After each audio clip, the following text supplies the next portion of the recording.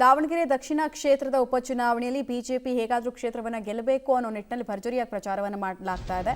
In fact BJP ರಾಜ್ಯಾಧ್ಯಕ್ಷ BY Vijendra BJP ಅಭ್ಯರ್ಥಿ ಪರ ಪ್ರಚಾರದ ಕಣಕ್ಕೆ ಧುಮುಕಿದ್ದಾರೆ.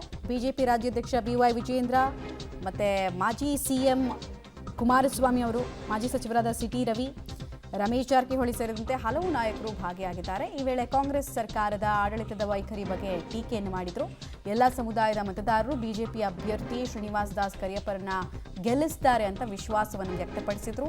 ಕಾಂಗ್ರೆಸ್ ಸರ್ಕಾರ ಅಲ್ಪಸಂಖ್ಯಾತರಿಗೇನೆ ಅನ್ಯಾಯ ಮಾಡಿದೆ ಅಂತ ಕ್ಷೇತ್ರದಲ್ಲಿರುವಂತಹ ಅಸಮಾಧಾನವನ್ನು ಎನ್ಕ್ಯಾಶ್ ಮಾಡ್ಕೊಳ್ಳೋದಕ್ಕೆ BY ವಿಜೇಂದ್ರ ಕೂಡ ಮುಂದಾಗಿದ್ದಾರೆ.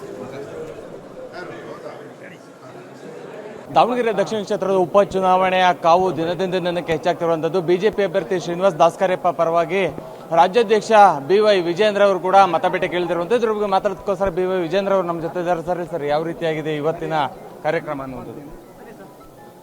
ಇವತ್ತೆಲ್ಲ ನಮ್ಮ ಬೂತ್ನ ಪ್ರಮುಖರುಗಳನ್ನ ಮಾತನಾಡಿಸ್ತಾ ಇದ್ದೇವೆ. ವಾತಾವರಣ ನಾನು ಹೇಳೋದಕ್ಕಿಂತ ಹೆಚ್ಚಾಗಿ ತಾವೇ ನೋಡ್ತಾ ಇದ್ದೀರಿ.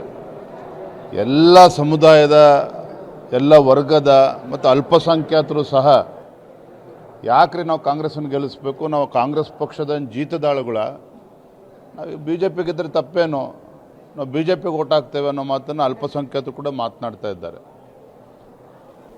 ನನಗಂತೂ ಯಾವುದೇ ರೀತಿ ಅನುಮಾನಗಳು ಇವತ್ತು ಇಲ್ಲ. ಇವತ್ತು ಮಾನ್ಯ ಕುಮಾರಸ್ವಾಮಿ ಅವರು ಕೂಡ ಬಂದಿದ್ದಾರೆ. ನಿನ್ನೆ ಅವರು ಕೂಡ ರೋಡ್ ಶೋನಲ್ಲಿ ಭಾಗವಹಿಸಿದ್ರು. ಇವತ್ತು ಕೂಡ ಪ್ರಚಾರ ಮಾಡಿ ಬಾಗಲಕೋಟೆ ಹೋಗ್ತಾ ಇದ್ದಾರೆ.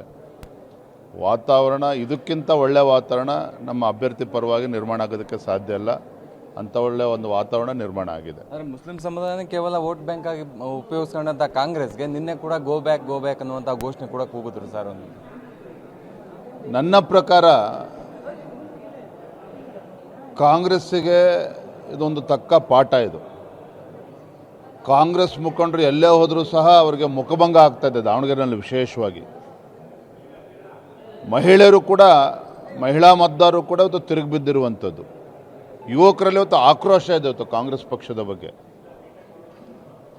ಇದಕ್ಕಿಂತ ಒಳ್ಳೆಯ ವಾತಾವರಣ ನೋಡೋದಕ್ಕೆ ಸಾಧ್ಯ. ನಾನು ಕೂಡ ಅನೇಕ ಉಪಚುನಾವಣೆಗಳನ್ನು ಪಾಲ್ಗೊಂಡಿದ್ದೇನೆ, ನೋಡಿದ್ದೇನೆ.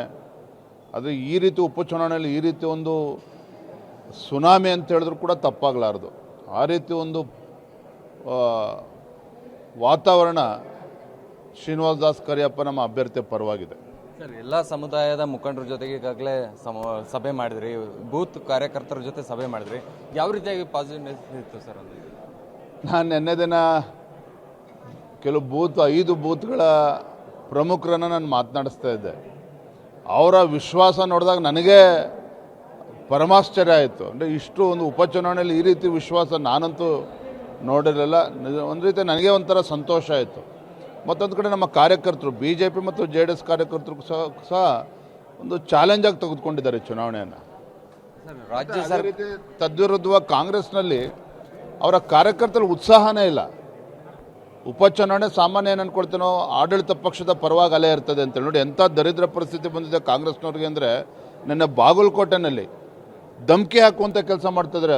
ವೋಟರ್ಸ್ಗಳಿಗೆ, ಯಂಗ್ಸ್ಟರ್ಸ್ಗಳಿಗೆ ಕಾಲೇಜ್ ಹಾಸ್ಟೆಲ್ಗಳಿಗೆ ಹೋಗಿ ನೀವೇನಾರು ವೋಟ್ ಮಾಡೋಕ್ಕೆ ಬಂದರೆ ನಿಮ್ಮನ್ನು ಬಿಡೋದಿಲ್ಲ ಅನ್ನೋ ಬೆದರಿಕೆ ಆಗ್ತಾ ಇದ್ದಾರೆ. ಈ ರೀತಿ ಒಂದು ಗ್ಯಾರಂಟಿ ನಿಲ್ಲಿಸ್ತೀವಿ ಅನ್ನುವಂಥ BJP ಏನಾದರೂ ಉಪಚುನಾವಣೆ ಸೋತ್ರೆ ಗ್ಯಾರಂಟಿ ನಿಲ್ಲಿಸ್ತೀವಿ, ಗ್ಯಾರಂಟಿ ನಿಲ್ಲಿಸ್ತಾರೆ. ಏನಾರ BJP 2 ಕಡೆ ಗೆದ್ದೇ ಗೆಲ್ತದೆ. ಗ್ಯಾರಂಟಿ ನಿಲ್ಲಿಸಿದ್ರೆ ನಾವೇ ನಮ್ಮ ಎಲ್ಲ ಇವರು ಜನರನ್ನು ಕರ್ಕೊಂಡು ಬಡಗಿ ತೆಗೆದುಕೊಂಡು ಹೋಗಿ ಸರ್ಕಾರಕ್ಕೆ ಯಾವ ರೀತಿ ಬಡಗಿ ಹೊಡಿಬೇಕು ಗೊತ್ತಿದೆ ನಮಗೆ. ಇದಿಷ್ಟು ರಾಜ್ಯಾಧ್ಯಕ್ಷರಾದಂತಹ BY ವಿಜೇಂದ್ರ ಅವರು ಮಾತಾಗಿರುವಂಥದ್ದು. ಈ ಬಾರಿ ದಾವಣಗೆರೆ ದಕ್ಷಿಣ ವಿಧಾನಸಭಾ ಕ್ಷೇತ್ರದ ಉಪಚುನಾವಣೆಯಲ್ಲಿ ನಮ್ಮ BJP ಅಭ್ಯರ್ಥಿ ಗೆದ್ದೇ ಗೆಲ್ತಾರೆ ಅನ್ನುವಂತಹ ವಿಶ್ವಾಸವನ್ನು ಕೂಡ ವ್ಯಕ್ತಪಡಿಸ್ತಾ ಇರುವಂಥದ್ದು. ಕ್ಯಾಮರಾ ಪರ್ಸನ್ ರಮೇಶ್ ಜೊತೆ ಪುನೀತ್, ಪಬ್ಲಿಕ್ ಟಿವಿ, ದಾವಣಗೆರೆ.